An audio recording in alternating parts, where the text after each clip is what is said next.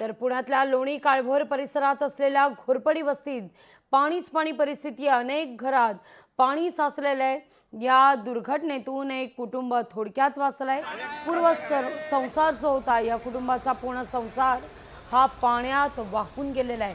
कुटुंबासोबत संवाद साधलाय आपले प्रतिनिधी चंद्रशेखर भांगे। रात्रभर मुसळधार पडणाऱ्या पावसामुळे पुण्यातील लोणी काळभोर येथील घोरपडी वस्ती या ठिकाणी काही घरं आहेत ती पडझड झालेली आहेत। आपण बघू शकतो की ती घरं जी आहेत ती पूर्णपणे पडलेली आहेत आणि या सगळ्या घर पडल्यामुळे काही कुटुंब या सगळ्या घटनेतून बचावलेलं आहे। आपण थेट त्यांच्याशी बातचीत करूया। तर रात्री तुमचं घर पडलं, नेमकी काय परिस्थिती झाली? मी पोरांना बाहेर काढतच होती की माझा एक पोरगा आतमध्ये होता। बरं झालं त्याच्या जीवाला काय झालं नाही, ती लगेच पळत आला बाहेर। पाण्याच्या प्रेशरमुळे ती भिंत पडलेली आहे। मी बसलो होतो काठावरती, यांना म्हणलं की पोरांना घेऊन तिकडे दुसऱ्या घराला जा म्हणून एवढं बोलणंच चालू होतं की तेवढं पडलं ते। खूप दिवसापासून हा प्रश्न आहे, परंतु ह्याच्यासाठी एक ठोक निर्णय घेणे गरजेचं आहे।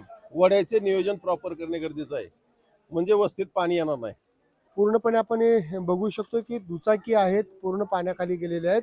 अनेकांची जी संसार उपयोगी साहित्य आहे ते सुद्धा सगळं पाण्याखाली गेलेलं आहे।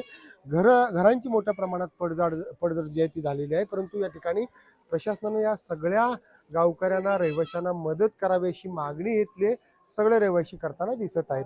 लोकशाहीसाठी मी चंद्रशेखर भांगे, घोरपडी वस्ती, लोणी काळभोर।